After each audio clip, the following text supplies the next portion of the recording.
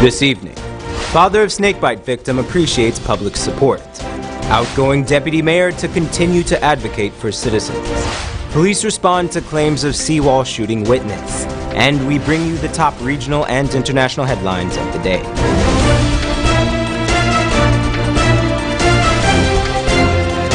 From Safe TV headquarters in South Rival Gardens, this is Safe TV Headline News with George Gonzalez. Today is Thursday, March the 29th, 2018, and this edition of Headline News is now being streamed live on our Facebook and YouTube page. Thank you for joining us. The father of a snakebite victim is grateful for the overwhelming support his daughter has received from the public. Esther Sobers sat down with the man and filed this report. Gilbert Alexander, the father of Alicia Alexander. She's the 8-year-old girl who was a victim of a snake bite. Alexander has indicated that his daughter is recovering and is grateful for the overwhelming support from the general public, along with the hardworking staff of the Georgetown Public Hospital. Yeah, she's improving. I leave her there in the hospital, sitting in a chair. And, you know, it really makes me feel like she's getting over. She's getting over as well. And when I do her right, they admit her and they start to treat her for the bite of the serpent. Yes, they give her saline and so forth, admit her, and she was probably treated from there. And you know, I was very appreciated at the time when they start to treat her well, and stuff like this. I was seeing and I was thanking so much for the assistance in the town for the people then. Okay. Alexander, who hails from Region 1, recounted that his daughter's injury was one the hospital in Region 1 was unable to provide medical treatment.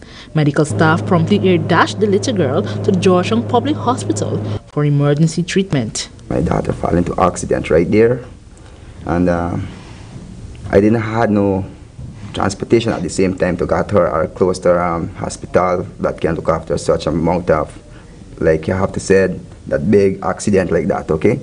Yeah, so there was some guy in the back down there, a company man, they put me on the bike and they take me to the hospital at Matthews Ridge Hospital, okay? So when I do reach there, the situation was so tough on the doctor there and he couldn't handle it. Okay. So they set up a flight for me and sent me across to Georgetown Hospital. This is their first visit to the capital city, but this may not be his last, since he has received heartwarming hospitality from many. Meanwhile, he assures that once his daughter is discharged from the hospital, persons will be able to meet her. For Channel 2 Headline News, Esther Sobers. Thanks, Esther. Today, citizens expressed their grievances during 2 protests in the capital city.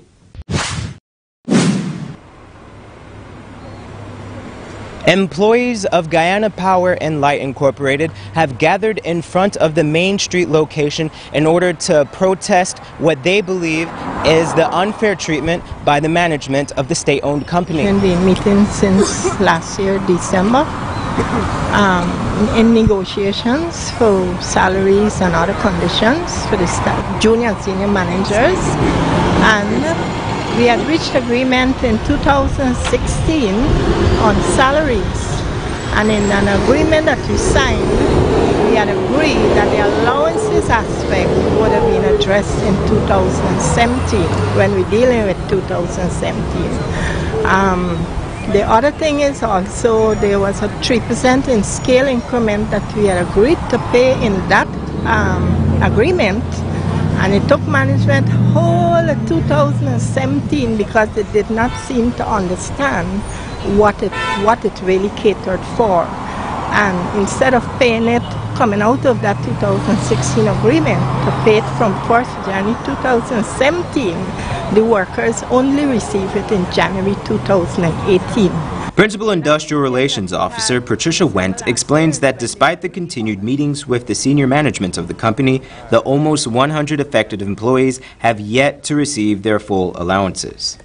The salaries would have been agreed to by us, but the allowances and there are other areas in the agreement that we had reached agreement and he's reneging on it. Additionally, the workers are not happy with how management has been addressing their concerns. To date, we asked to meet with them, and it's about a month now, over a month, and we can't have a meeting with the management. The protesters have been contacted since the action began. They have scheduled a meeting for April 10th. When asked what will they do if their demands are not met, Wendt responded, I don't want to play out our plan, but we're here today. And on Regent Street, citizens have gathered yet again at City Hall to protest what they believe is a continued pattern of undemocratic behavior in City Hall. Long as the people in City Hall continue to behave, the leadership of City Hall behaves the way it is behaving, I will be out here. They are a front to my entire life. As a kid, we fought for independence. As a young adult, I worked for our independence. And now to have a bunch of people who tell me that they can decide what I have, what I need, what I want, and what I can't do, especially in my own city, is an affront. The most recent undemocratic act, in this protester's view, was the recent election of the mayor and deputy mayor. That election has since been endorsed by our president, Mr. Granger, and it has been endorsed by the PNCR. They formulated this fraudulent election, and now they are endorsing it. I'm here to say that this election is ridiculous. It's fraud. Even if they would have won hands down, the manner in which they went about doing it is fraudulent. Just like the GPL employees, the persons protesting at City Hall have also promised to continue pressuring for change. The Guyana Police Force countered claims of Kevin Light, the self-professed witness to this month's officer-involved shooting at the Kingston seawall. Esther Sobers has more. We have the information on the... Today, the Guyana Police Force held a press conference to address the allegations of the seawall shooting eyewitness, Devon Light. Acting Commissioner of Police, David Ramnarine, blatantly refutes Light's claims of being on top of the building when the police shot 3 bandits. I have to let you know and let the world know that on yesterday's day, the learned attorney went to that location where his client seemingly was on the roof on the day in question, March 15th. And he inquired as to where specifically his client was. And on being told that his client is a laborer, not a skilled worker, work on the ground floor, that's on the ground, with what you call a ransom, a mixer, he left. We have the information on the vehicle he arrived there with and so on. That is the learned attorney. It is also instructive to note that Mr. Devon Light, since Sunday last when he worked at that location on the ground, has not turned up for work again. Ramnarine further stated that Light's colleagues are disappointed in the manner in which he chose to divulge his view of the scenario. I am also informed by the investigators that the workers there are disappointed. They did say so, very disappointed when they learned and when they saw Devon Light on television talking this story. Over the years, the police force has been making stringent efforts in crime solving, but since the recent killings of the alleged bank robbers, the force has come under much public scrutiny. Nonetheless, the top cop affirms that the officers' actions are justified. He's also calling on other eyewitnesses to come forth to corroborate Light's story. That I want to encourage all these persons who may have seen what happened at the seawall on that day in question, the 15th of March, to come forward.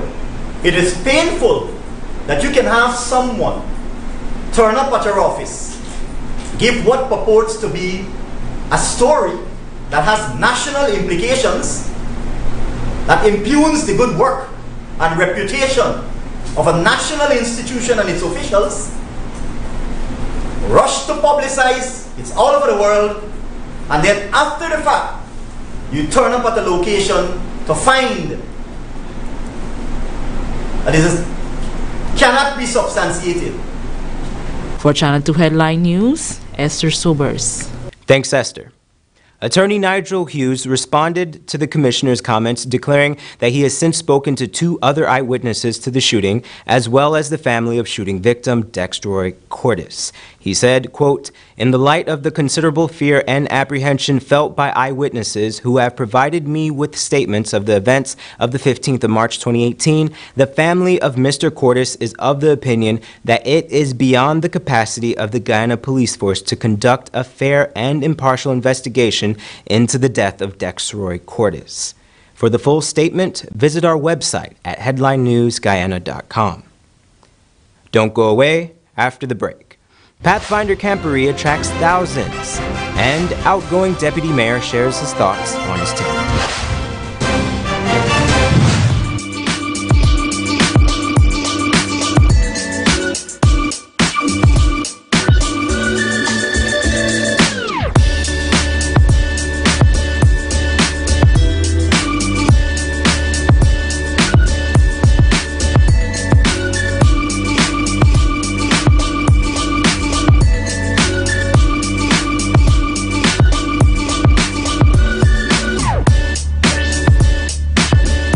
Need a ride around town and beyond? Look no further than Oasis Ride taxi service. With affordable prices and some of the best drivers in the business, we've been delivering prompt and reliable service to Guyana for over 16 years.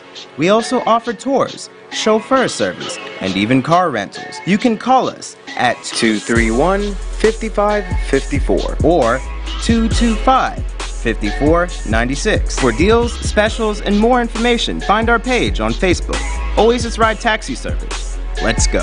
For these and other stories, visit our website at headlinenewsguyana.com.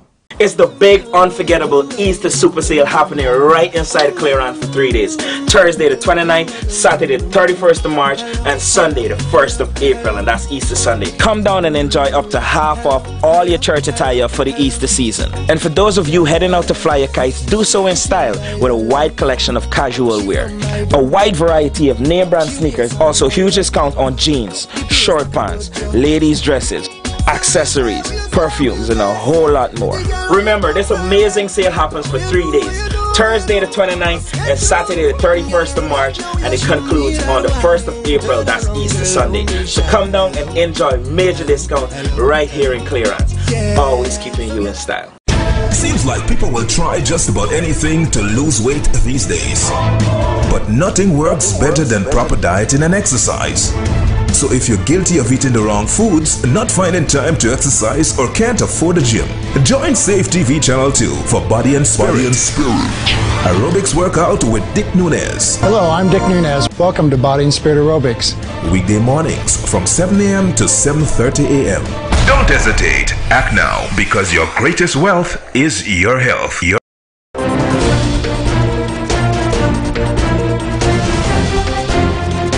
Welcome back. The 2018 Pathfinder Camporee continues into another day. Here's Wendell Jeffrey with more coverage from the event. What's your role? Who are you? What's your role? What you'll be doing here this week? Well, this week I am honored with the privilege of being the keynote speaker for the devotionals in the evening. Beginning this evening and continue for the other evenings. I'll be preaching here every evening the Word of God, focusing on Joseph. Joseph's life is amazing, and to be able to bring spiritual lessons to our youths from Joseph is always a privilege. Who are you? Tell us a little about yourself. I am Dr. David McKenzie, the Youth Director of Northeastern Conference. That's in New York. Well, not only New York, the Northeastern Conference covers 7 states. And there I am as the Youth Director, responsible for thousands of young people in that part of the Lord's vineyard. So what you feel about what's happening out here for the rest of the week? Well, you know, I must let you know that it's always a joy to be back in Guyana. This is my home, and to see Lou Creek so developed. The roadway is well paved now. This campground is well cleared. And to be here at this, I dream of greatness, Camporee, with all these different countries, I feel very good. So I'm here with Pastor James. Pastor James is the president of the Guyana Conference of Seventh-day Adventists, and the Here we're here on location for the camporee. I dream of greatness. Pastor James, what are your expectations for this week? First thing, what I would want to say, I would like to see our pathfinders who are participating in this great experience to leave here with new aspirations and new visions with regards to what can happen in their life through Christ Jesus. You also have a large contingent of folks that stretch from the Caribbean all the way up to North America. How do you feel about them being in Guyana, many of them, hundreds of them for the first time? Well, I'm glad that they're here in Guyana so that they can begin to appreciate that Adventism is a global religion and Guyana is part of that global experience, and what Guyana offers, other countries would have something different. So I'm glad that they can be here and taste of Adventism Guyana way or Guyana style. My final thoughts as we stand on this, what I would want to call Advent Acres at the Low Creek campsite. It just feels good. It feels like something great is happening here, something special is happening here. Do you have an idea of how many folks have come from the other territories here? My information is 361 persons have come from the other places. I think that excludes those who came from the Northeastern Conference, but the rest of the Caribbean. Thank you so much, Mr. Yes, President. you're welcome. Blessings. Thank you, Pastor Jeffrey. All right. Thanks, Wendell. Today is outgoing Deputy Mayor Lionel Jaikaran's last day on the job. I caught up with him on his way to the office and filed this report. Outgoing Deputy Mayor Lionel Jaikaran is preparing to leave office. With this being his last day, I asked him how he felt about it. Since it's the last working day of the week, I'm here to clear out the rest of my office and hand the keys over because officially from the 31st of this month, I'll be I'll be terminated as deputy mayor. Though politics may have limited him from doing all that he would have liked to do for the citizens of Georgetown, he was still proud of the work he was able to do as deputy mayor. Mixed emotions. I wish I could have done more in the time that I was there, but unfortunately circumstances dictated otherwise. Nonetheless, he is still a councillor, which means he will still work for his constituents. But I helped many people who came to my office, many other people.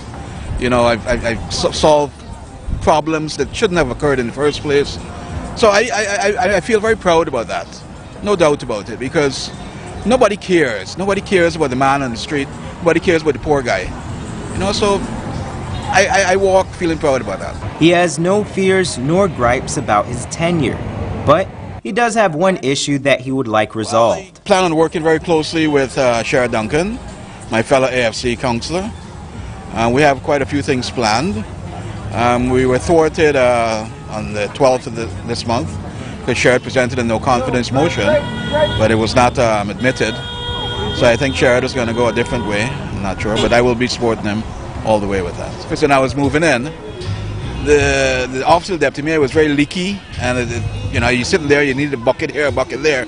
I asked them to fix the leaks, and they said they didn't have any money at the time to buy materials.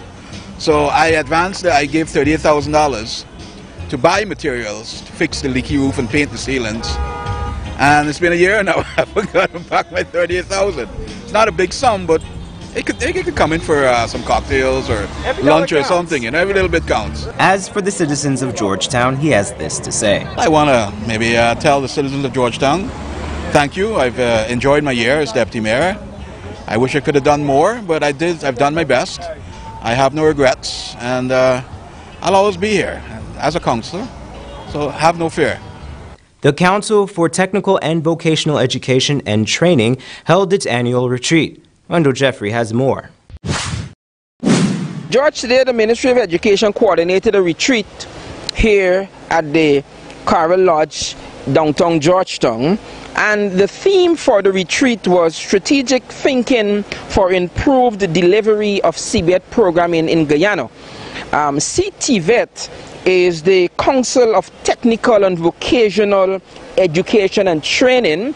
It's an advisory body, and the Minister of Education, Minister Nicolette Henry, was the keynote speaker for the event. This much needed retreat will address the issues and provide an opportunity to determine the way forward. I also believe that you have to strengthen training strategies to guarantee the future proofing of the Guyanese workforce in the emerging oil and gas industries, with training in oil refineries and value-added products that would be derived from this new commodity. The Council for TVET benefit from budgetary allocation ranging from $10.5 million to $25 million during the period 2014 to 2017. These allocations were woefully short to finance the work programs planned for the years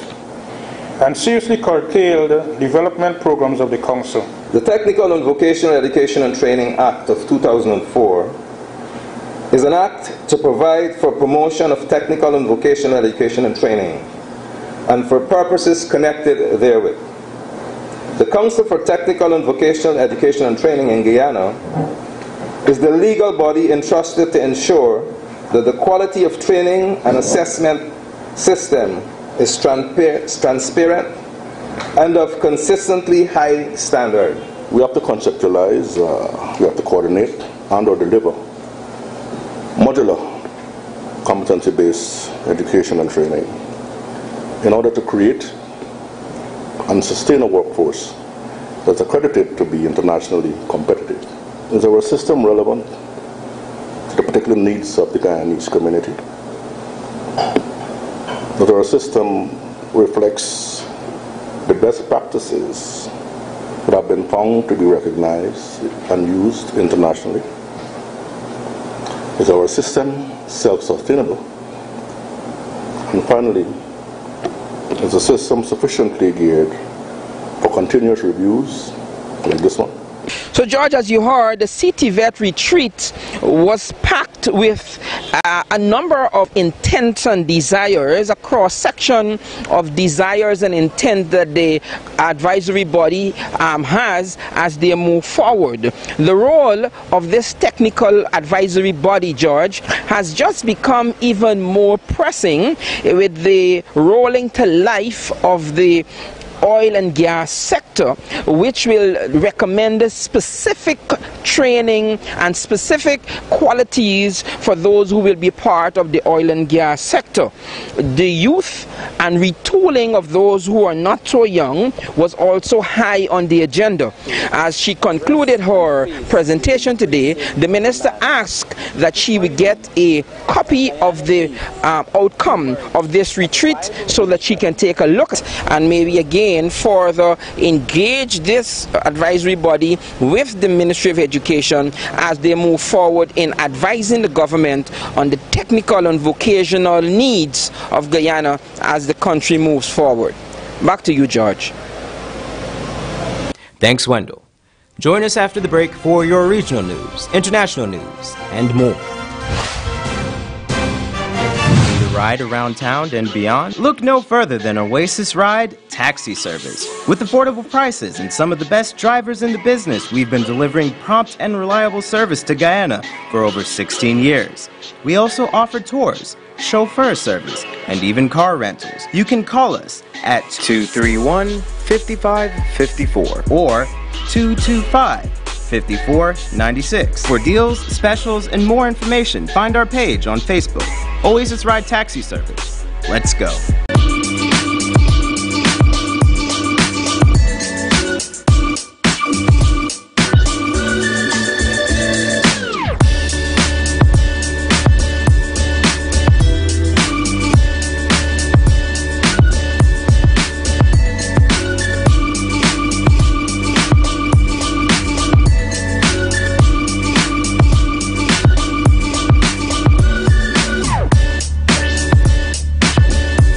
It's the big, unforgettable Easter Super Sale happening right inside Clearance for 3 days. Thursday the 29th, Saturday the 31st of March, and Sunday the 1st of April, and that's Easter Sunday. Come down and enjoy up to half off all your church attire for the Easter season. And for those of you heading out to fly your kites, do so in style with a wide collection of casual wear. A wide variety of name brand sneakers, also huge discount on jeans, short pants, ladies' dresses, accessories, perfumes, and a whole lot more. Remember, this amazing sale happens for 3 days. Thursday the 29th and Saturday the 31st of March, and it concludes on the 1st of April, that's Easter Sunday. So come down and enjoy major discounts right here in Clearance. Always keeping you in style. Seems like people will try just about anything to lose weight these days. But nothing works better than proper dieting and exercise. So if you're guilty of eating the wrong foods, not finding time to exercise, or can't afford a gym, join Safe TV Channel 2 for Body and Spirit. Aerobics workout with Dick Nunez. Hello, I'm Dick Nunez. Welcome to Body and Spirit Aerobics. Weekday mornings from 7 a.m. to 7:30 a.m.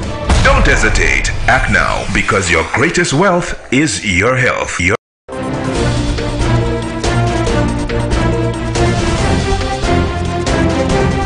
Welcome back. And here's BB Backus with your regional and international headlines of the day. Officers of the Northern Division in Trinidad continue in their anti-crime operations with the aim of reducing reports of serious crimes in their district. The division saw a total of 823 mobile patrols conducted and 1,393 persons were challenged over a 7-day period. These exercises resulted in a total of 3 firearms being recovered and seized. At least 50 persons were also detained during this period of inquiry into several robbery-related, firearm-related, and larceny-related offenses. Additionally, no homicides were recorded during this period. A fire at a police station in the Venezuelan city of Valencia has left 68 people dead. The blaze reportedly started after prisoners set fire to mattresses in an attempt to break out on Wednesday. Police used tear gas to disperse relatives who surrounded the station after the news of the fire broke.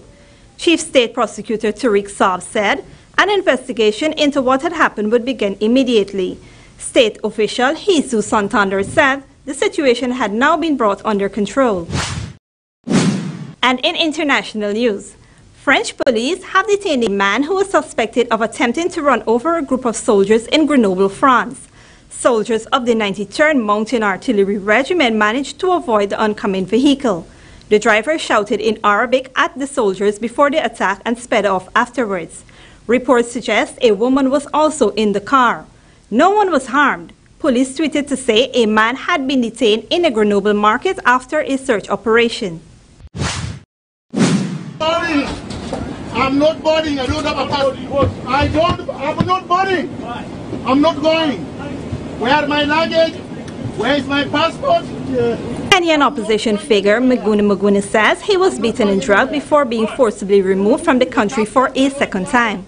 The deportation came hours after a court held top officials in contempt for failing to release him from the airport where he was being held.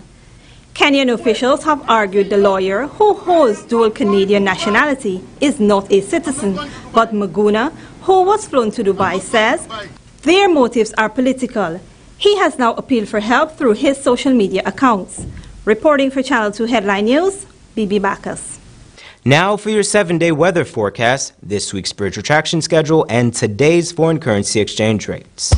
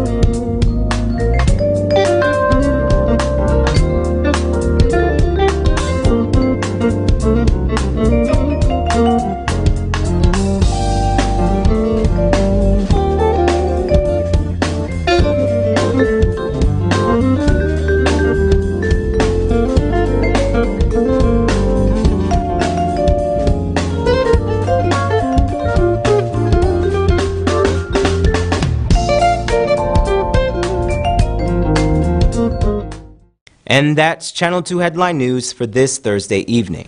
As we take our leave, we invite you to find Headline News on Facebook, YouTube, and our website, headlinenewsguyana.com. You can also tune in tomorrow morning at 6:30 for a rebroadcast, and Tuesday evening at 7 o'clock for more news. For now, I'm George Gonzalez, signing out from this newscast, saying thank you for welcoming us into your homes, and do have a wonderful Easter weekend.